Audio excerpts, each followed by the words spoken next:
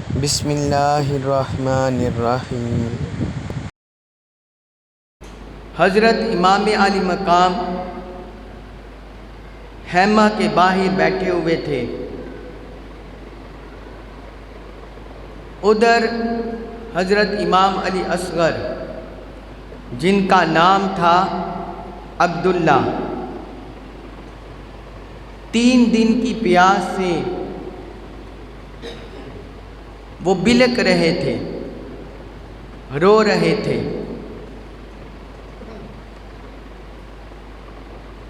تو ان کی والدہ محترمہ سیدہ رباب ان سے رہا نہ گیا، اپنے بچے کا رونا دیکھ کر، اپنے بچے کی طرف دیکھ کر، تو وہ حضرت علی اصغر کو، حضرت عبداللہ علی اصغر کو حضرت امام علی مقام کے پاس لے آئیں کہ یہ چھوٹا شہزادہ ہے، 6 ماہ کا بچہ ہے، رو رہا ہے۔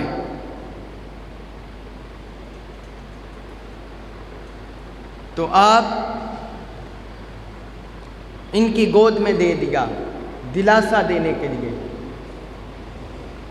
اب بڑا بچہ ہو وہ تو کسی کی زبان چوس لیتا ہے، اپنے والد کی، والدہ کی، لیکن چھوٹے بچے کے لیے یہ مشکل ہوتا ہے۔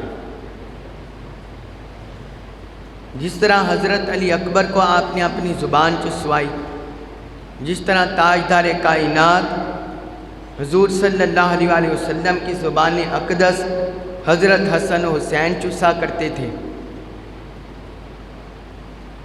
تو یہ شہزادہ علی اصغر یہ تو چند ماہ کا تھا، بعض روایات میں 6 ماہ کا اور بعض روایات میں اس سے بھی کم، چھوٹا شیرہار بچے تھے۔ تو وہ رو رہے تھے، بلک رہے تھے۔ آپ نے شہزادے کو اپنی گود میں لیا، اسے پیار کرتے رہے، بوسہ دیتے رہے۔ اب یہ حضرت علی اصغر کا رونا، ائمہ نے لکھا ہے، اہل محبت نے لکھا ہے کہ دیکھنے والی نگاہیں تو یہی دیکھ رہی تھی کہ حضرت علی اصغر پیاس کی وجہ سے رو رہے تھے، لیکن اہل محبت کہتے ہیں کہ یہ ان کے اندر جو شوق جذبہ شہادت تھا اور جو اللہ اور اللہ کے رسول کی خاطر قربان ہونے کا جذبہ تھا، وہ اس کا طلب کر رہے تھے۔ وہ بھی میدان جہاد میں جانا چاہتے تھے، اپنے نانا کے دین پر اپنی جان وارنا چاہتے تھے، اپنی جان قربان کرنا چاہتے تھے اپنے نانا کے دین پر، اپنے نانا کے دین پر وہ جان قربان کرنا چاہتے تھے۔ تو اس لیے وہ اتنا رو رہے تھے، یعنی رونے کے انداز میں ضد کر رہے تھے۔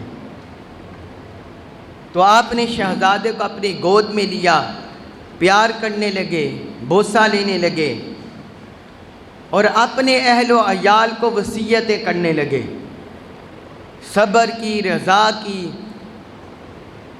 اللہ کی بارگاہ میں توکل کی، استقامت کی، دین پر استقامت کی، اس کی نصیحتیں کرنے لگے۔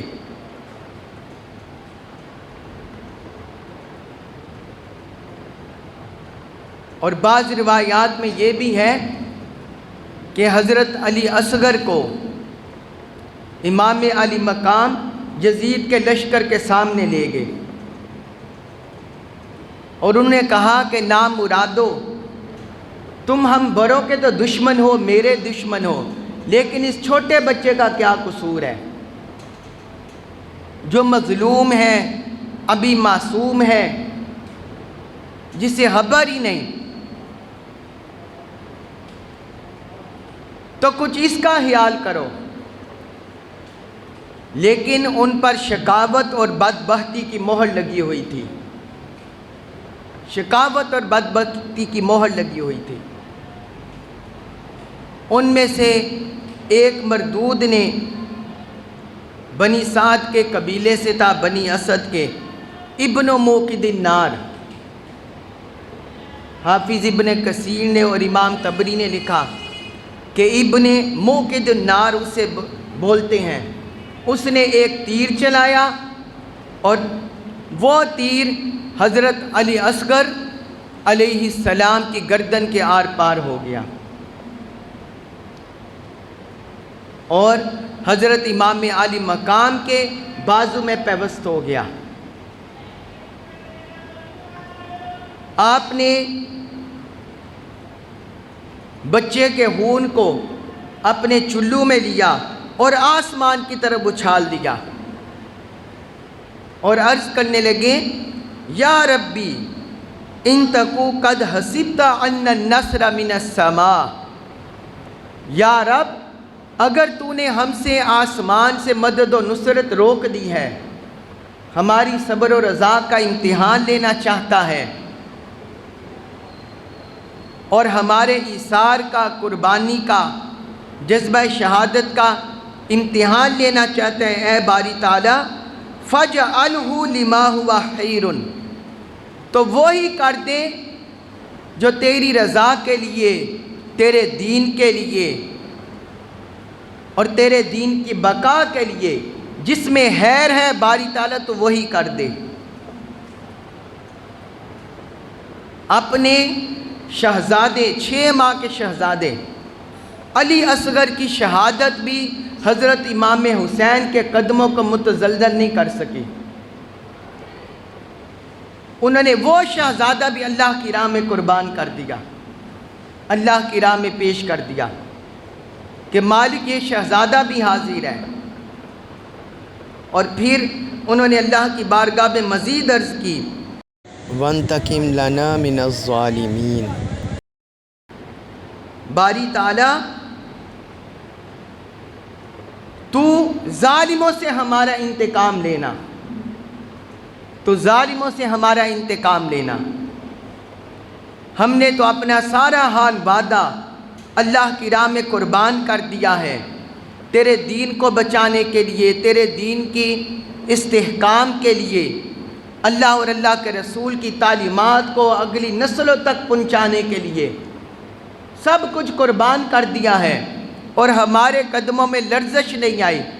مالک اب تو اس کا انتقام لینا ظالموں سے۔